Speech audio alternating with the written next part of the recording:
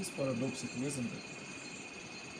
How can that absolutely unbounded ocean of consciousness find itself bound in the body?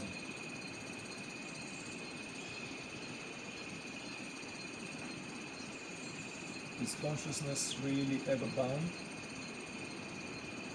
Or is it just the perception born of the sensory phenomena,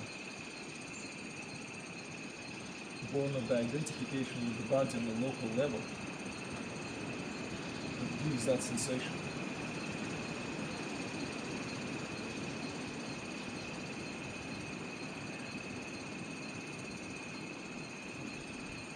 And then again,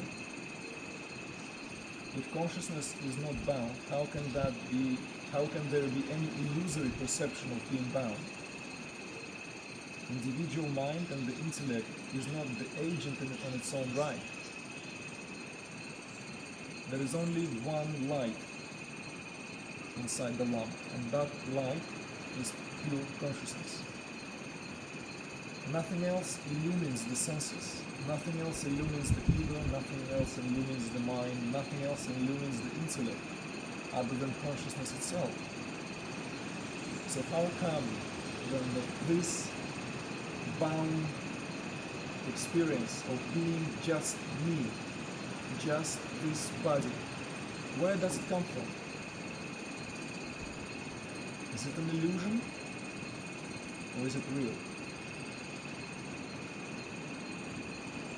Maybe the perception of it is an illusion, but the baggage that comes with it is real. The suffering may be an illusion, but for someone who undergoes that suffering, it's very real.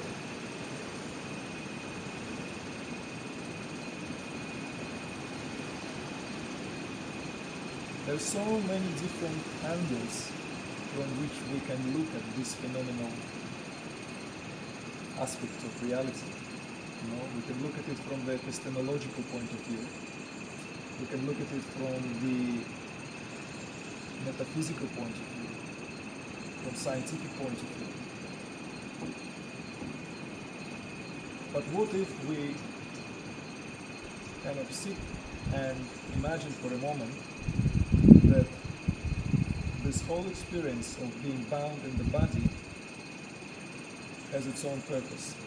What if this experience, what if this whole notion of being human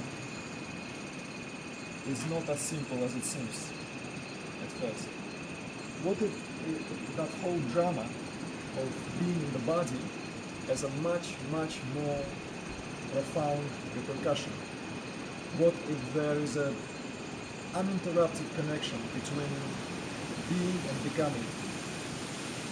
What if consciousness, being in the body, is a necessary process of knowing itself directly by partaking in that which is only possible when you are equipped with something that is profoundly instrumental with the precision of, you name it, of modern astrophysics that the body is, and with this most amazing nervous system that allows the experience which are totally on the opposite poles of the same reality. What if the human body is that profound vehicle, is that profound transforming projector, which allows consciousness to know itself through the act of knowing the fullness of its own creation? I quite like that. Whenever I've met that kind of, whenever I've encountered that thread of thought, which is beautifully ran, sometimes it's barely touched upon in some of the most hidden scriptures of Indian subcontinent and through some other cultures. It always fascinated me. It always turned all my antennas on. I always wanted to find out more. And it is through the studies of Kashmir Shaiva Tradition where I found that absolute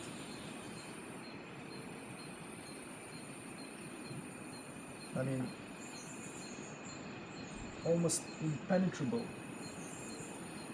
understanding of the connection between the ultimate reality, or else known as Shiva, pure consciousness, and this world as an impersonation of Shiva in the form of Shakti, as energy,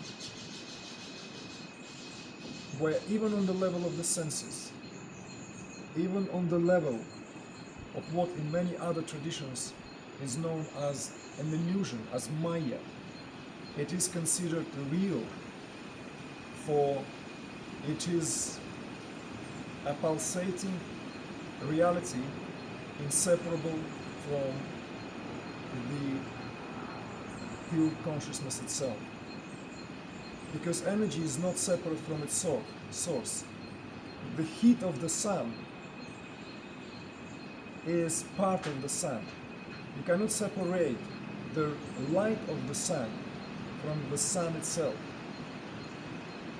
And likewise, and however flimsy that metaphor is, pure consciousness is present in every aspect of this reality, in every stone down in that brook, in every piece of wood that is being cut down to construct this platform, or the wood that is growing here, in every blade of grass. That pure light of Supreme Consciousness is present, pulsating, vibrating.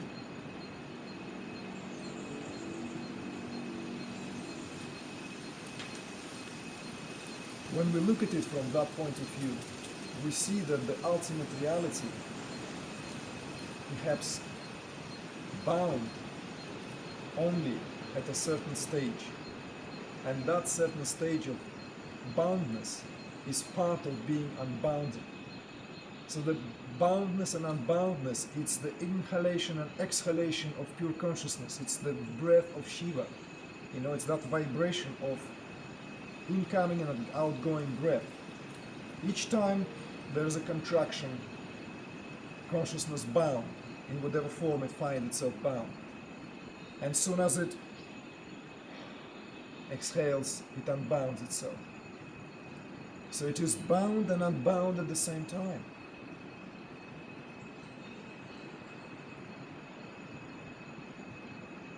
It is bound to a singularity of the point, and it's unbound into infinity beyond space and time.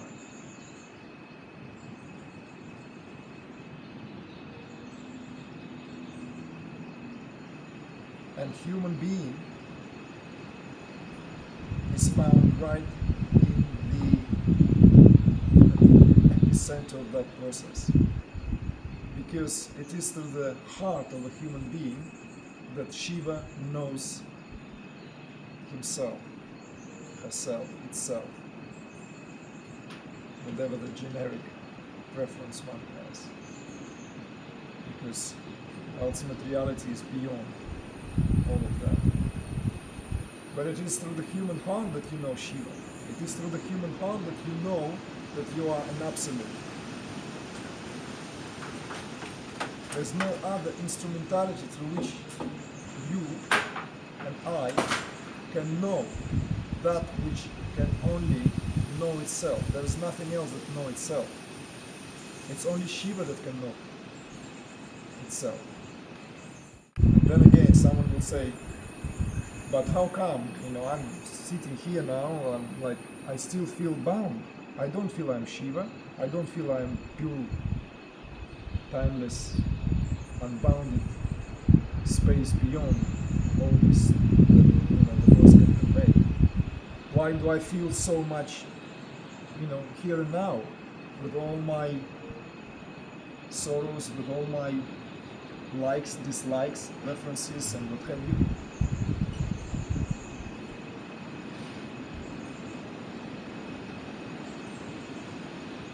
The answer to that is it's a temporary perception, temporary linear perception.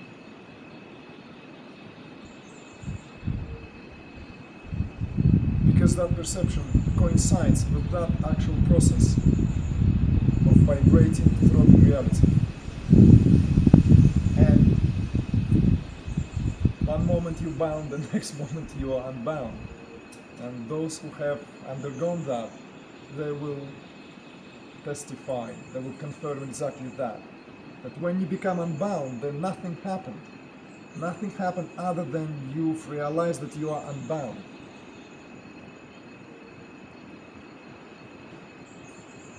Whatever happened prior to that, whatever happened on the way to that, is irrelevant. It's immediately irrelevant. As soon as you awaken to your own reality, what felt as being bound is no longer found.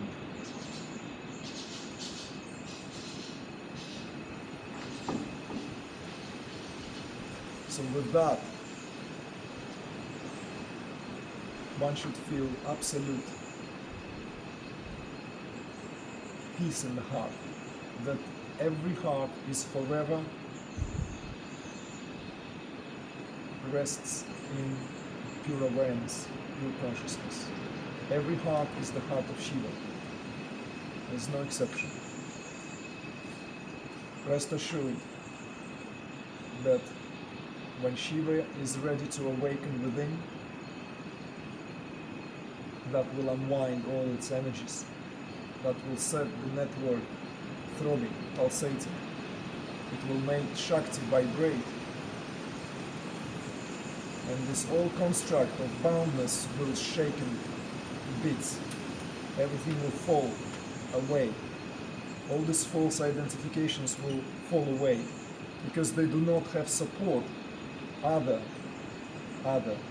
than in that temporal identification structure. When that identification crashes down, nothing can stop consciousness to realize itself. Which takes us back to the question of, what is being bound, what is being unbound. Bound or unbound, it is consciousness.